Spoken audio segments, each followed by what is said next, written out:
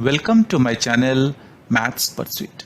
Today we will look into the questions from the chapter called Number Systems. The given question is locate root 3 on the number line. So guys, let us see how we can find out root 3 on the number line. The question is asking us here to locate root 3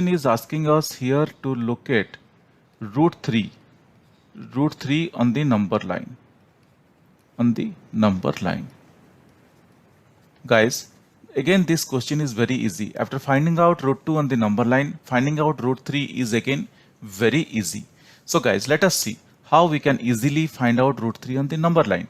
Now guys, for this purpose I am going to post here a number line and we will look into it and I will show you how easy it is to find out root 3 on the number line.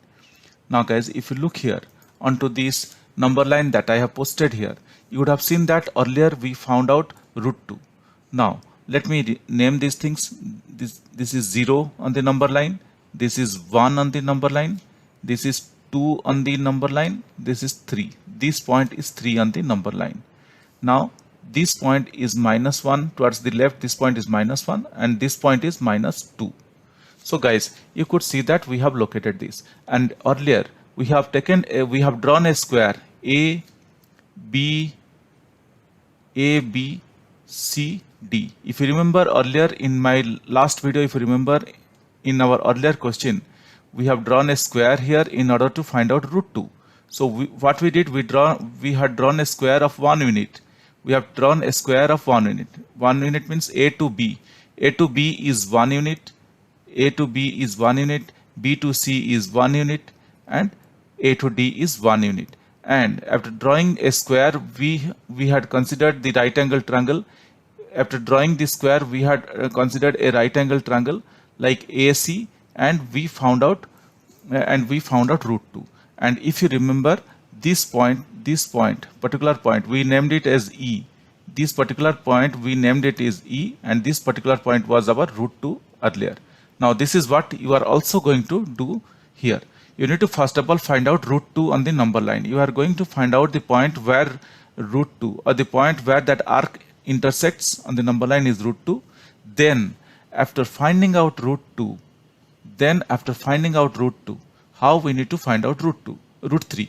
So after finding out root 2, we need to find out root 3. What we can do on this particular point of where the arc intersects the number line, we need to again draw a perpendicular line of 1 unit. We need to again draw a perpendicular line of 1 unit. From the point or the root 2 point on the number line, we need to draw a perpendicular line of 1 unit. Then we need to join. Let this perpendicular line be EF. This perpendicular line be EF. This perpendicular line be EF, and then we need to join AF. And then we need to join AF. Now guys, let us focus our attention on the triangle that we got now. If you look here to the triangle AEF, you could see that we got a triangle AEF. So you could see that we got a triangle AEF. If you look here to this triangle, and now as this is a right angle triangle, this triangle AEF is a right angle triangle. So applying Pythagoras theorem on this right angle triangle, I can write AF square is equal to AE square plus EF square. Hope guys, till here we are very clear. What we did, the point where it intersects on the number line or the root 2, the point where it shows root 2, we need to draw a perpendicular line, and this perpendicular line should be of 1 unit, and let us name this one as EF. Now we got, after drawing a perpendicular line, then we need to join the point A to F. We need to join the point from A to F so that we can get a diagonal. And now applying, so the resultant triangle is a triangle AEF, and if you look to the triangle AEF, it forms a right angle triangle. Now applying Pythagoras theorem, we can write AF square is equal to AE square plus EF square, or I can write AF square is equal to AE square plus EF square root over. Or I can write, what I can write? Or I can write AF is equal to AE square plus EF square root over. This is what I can write. So what we got? AF is equal to AE square plus EF square.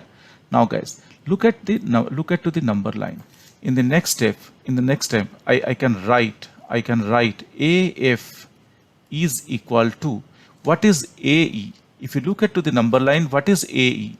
Earlier it was AB. Till AB it is 1. AE is root 2 because we got this point as root 2. So I can write root 2 instead of AE. I can write root 2 plus, what is EF? EF is our 1 unit. So I can write 1 square. Hope guys till here we are very clear. This is very clear and very simple and very straightforward and very easy. Then I can write, or I can write, what I can write? Or I can write AF is equal to root 2 into root 2 is 2 plus 1 square is 1 root over. Or I can write AF is equal to, or I can write AF is equal to root over of 3. 2 plus 1 is 3. So what we got guys, what we found out from here, you could see that we got AF as root 3. AF is root 3. Now guys, after finding out AF, you would see that how easily we are going to find out root 3, or how easily we are going to look at root 3 on the number line. So what we got? We got AF as root 3. This AF as root 3. Now again with the help of a compass, just putting the compass needle on the point A, measure the distance F and draw a arc from F till it intersects on the number line.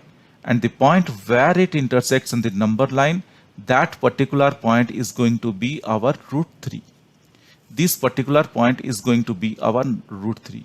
Hope guys you understood this. What we did, we need to measure with the help of a compass, measure the distance A to F and then draw a arc from F till it intersects on the number line. And the point where it intersects, that is root 3. Because the distance of AF is root 3, we have initially measured AF with the help of a compass, and then we had drawn an arc. So this distance is again is root 3. So I can name this one as G. So the point G is going to be our root 3. Hope guys you understood this, how easily we found out. And in other words, if you remember one other thing, we know that root 2 if you solve, we will get 1.414. To ensure if we did it correctly or not, let us analyze in this way. Root 3 is equal to 1.732. Now guys, we know that root 2 is equal to 1.414, root 3 is equal to 1.732.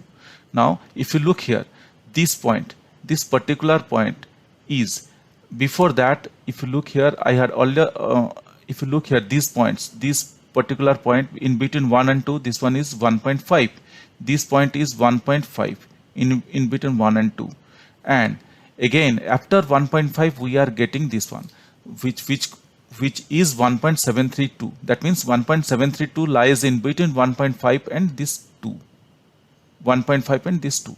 So for that reason you could see that what we did, our calculation is correct. Similarly 1.414 also lies in between 1 between 1 and 1.5.